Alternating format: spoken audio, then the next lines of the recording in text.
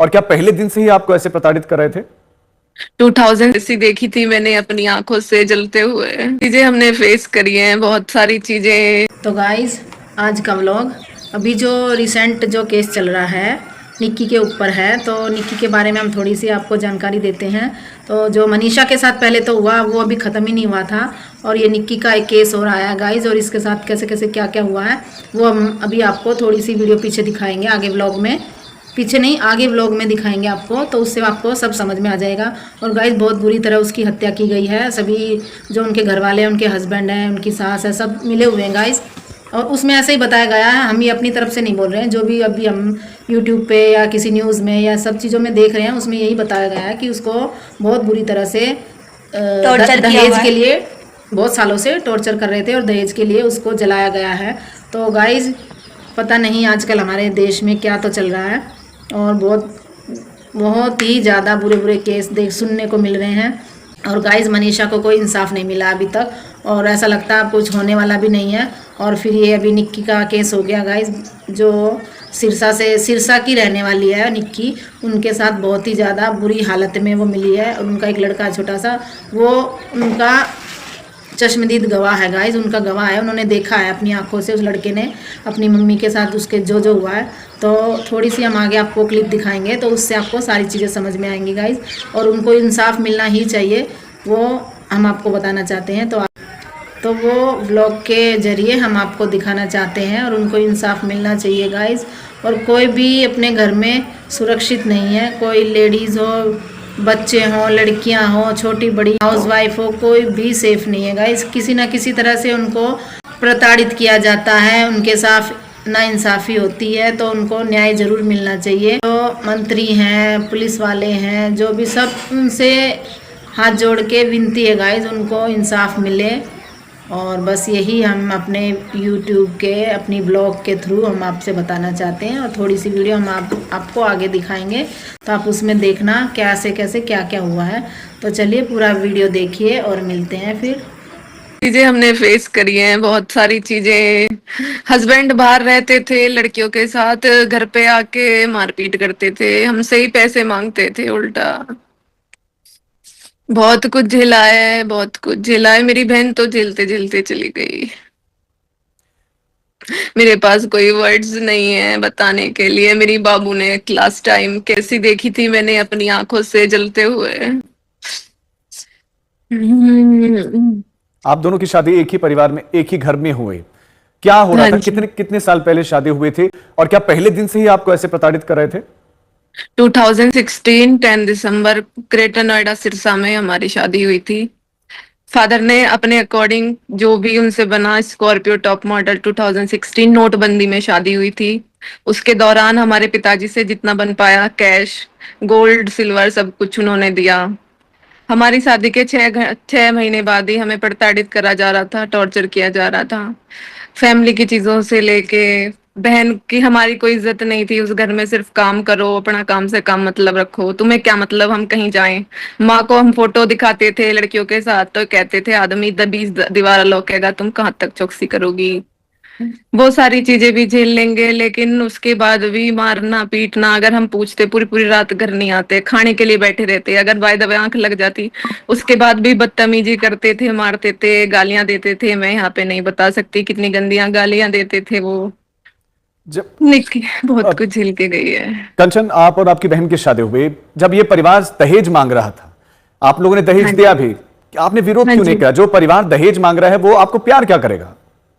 कुछ हमारे यहाँ पे हिंदू प्रथाएं होती है, उन सारी चीजों को देख के, समाज को देख के, बेटा आज नहीं सारी चीजें कल ठीक हो जाएंगी, आज ना तो कल तुम्हारा भी आएगा, ये सारी चीजें देख के बीच में भी हमारे साथ बहुत ज्यादा गलत हुआ था, बहुत ज्यादा चीजें हुई थी। लेकिन समाज के कुछ लोग बैठे और बातचीत करी, एक दूसरे को समझाया कि आगे से ये सारी चीजें नहीं होंगी। अभी 11 फरवरी को हमारे साथ चीजें हुई थी 2025 में, जिस दौरान मेरी बहन को बहुत चोट आई थी। सास ने और छोटे वाले ने मिलकर मारा था।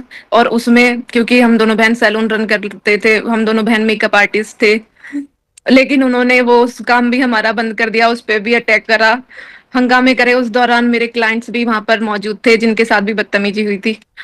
और ये बताइए कि जब आपकी बहन को जलाया जा रहा था, उनको मारा जा रहा था, उस वक्त आप कहाँ थी? परिवार के कौन कौन से सदस्य घर पर थे? किसी ने क्या रोका नहीं? हमारा घर 3 मंजिल का था, मैं दूसरी मंजिल पे थी। उस दिन मेरा पूरे दिन बीपी डाउन था।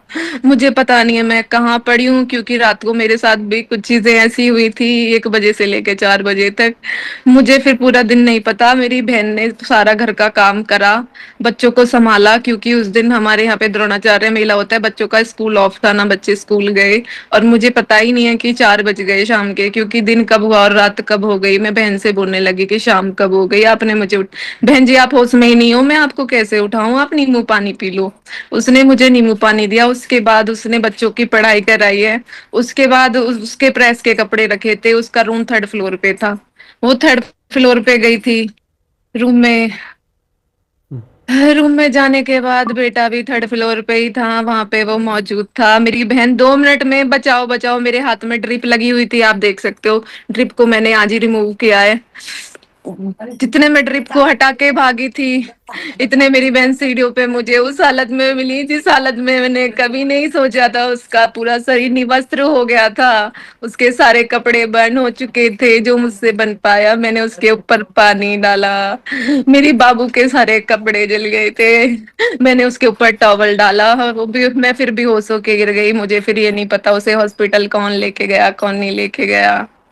उसके बाद मेरे बच्चे, दोनों बच्चे कहाँ गए, गायब हो गए मेरे बच्चे। उनको सास ने फरार कर दिया।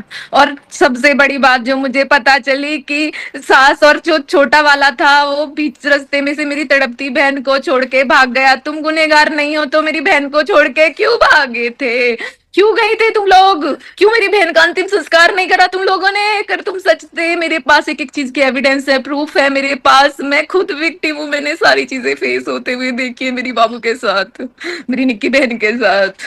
अभी आपके परिवार के दूसरे सदस्य कहाँ हैं? मेरे परिवार के दूसरे सदस्य सब मेरे साथ है। सब मेरे साथ है। सब मुझे दिलासा दे रहे हैं, बेटा बहन तो वापस नहीं आएगी, अपने आप को संभालो।